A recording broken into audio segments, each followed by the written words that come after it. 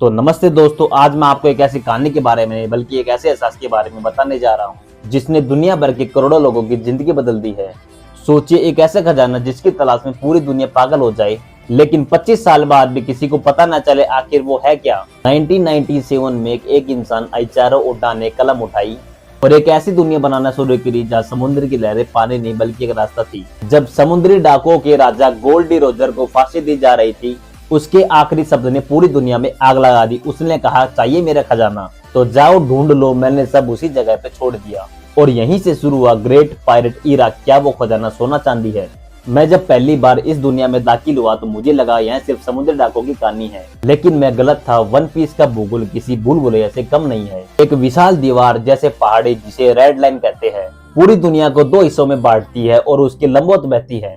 Grid line एक ऐसा समुद्र जहां भौतिक विज्ञान के नियम भी काम करना बंद कर देते हैं और यहाँ मौसम पल भर में बदल जाता है और यहाँ दिशा सूचक यंत्र भी फेल हो जाता है। यह दुनिया को चलाने वाली एक वर्ल्ड गवर्नमेंट है जिसके पीछे 800 सालों का एक गहरा काला इतिहास छिपा है जिसे वर्ल्ड सेंचुरी कहती है। सरकार ने इस इतिहास को पढ़ने पर रोक लगा रखी है और जो कोई भी इसे पढ़ने की कोशिश करेगा उसका पूरा द्वीप नक्शे से मिटा दिया जाएगा।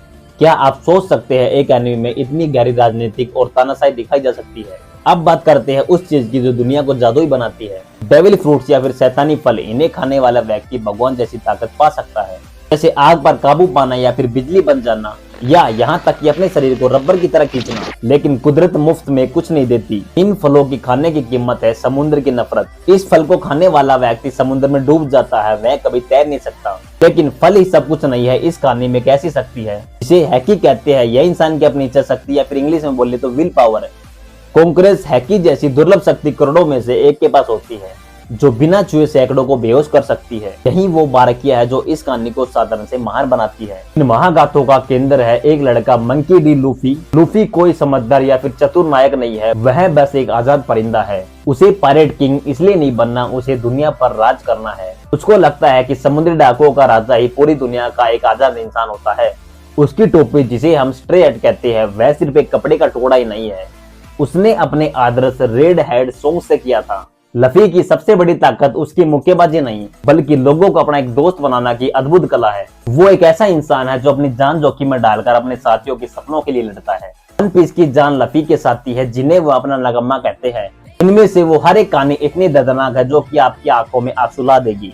जोरो जो दुनिया का सबसे बड़ा तलवारबाज बनना चाहता था ताकि अपनी बचपन की दोस्त को दिया वादा पूरा कर सके, उसने 8 साल तक उस इंसान की गुलामी की जिसने उसकी मां को मारा था ताकि वो अपने गांव को खरीद सके। यहाँ दोस्ती सिर्फ साथ चलने का नाम नहीं है, यहाँ दोस्ती का मतलब है सरकार के खिलाफ युद्ध का ऐलान कर देना अगर सरकार ने उसके किसी भी दोस्त को हाथ लगाया तो। जब रोबिन चिल्लाकर कहती है आई वांट टू लाइव, मैं जीना चाहती हूँ, तो वो हर पल आपको एहसास कराता है कि कहानी कितनी गहरी और भावुक है।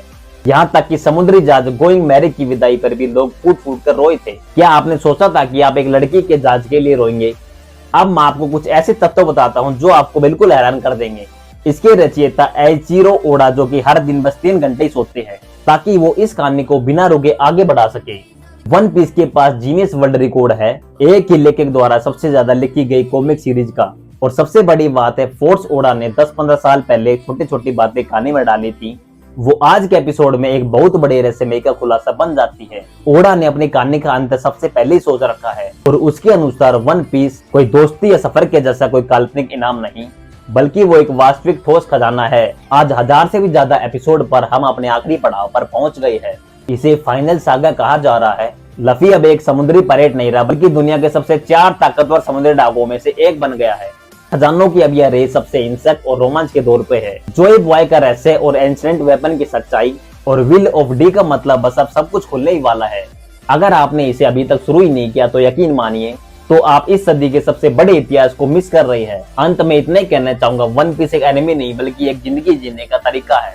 यह हमें सिखाता है कि चाहे दुनिया आपके खिलाफ हो, अगर आपके पास एक सपना और सच्चे दोस्त हो तो आप पूरी दुनिया को चुनौती दे सकते हो। अगर आपको इसके 1000 एपिसोड ज्यादा लगते हैं तो आप नेटफ्लिक्स पर इसके लाइव एक्शन देख सकते हो जो इस समुद्र में उतरने का छोटा और शानदार रास्ता है। नेटफ्लिक्स ने इस काल्पनिक दुनिया को इतनी सजीवता से पेश किया है कि अब हर कोई खुद को उस स्ट्रे हैट का हिस्सा महसूस करने लग गया। यह लाइव एक्शन सिर्फ एक रीमेक नहीं बल्कि दुनिया भर के दर्शकों के लिए उस महान खजाने की तलाश का पहला कदम है। और भी ज्यादा शॉकिंग चीज ये है कि कुछ दिन पहले वन पीस का सीक्रेट एक बॉक्स में डालकर ओशियन में फेंक दिया और अब कोई भी उस बॉक्स को ढूंढकर वन पीस का सीक्रेट जान सकता है।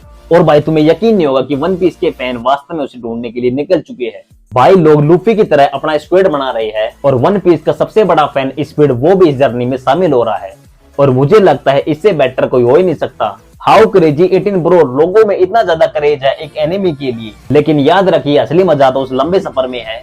तो क्या आप मेरे साथ इस जहाज पर तैयार होने के लिए सवार है? कमेंट में लिखिए I am going to be king of pirates और सब्सक्राइब करना बिल्कुल ही मत भूलना क्योंकि ये सफर अभी खत्म नहीं हुआ है।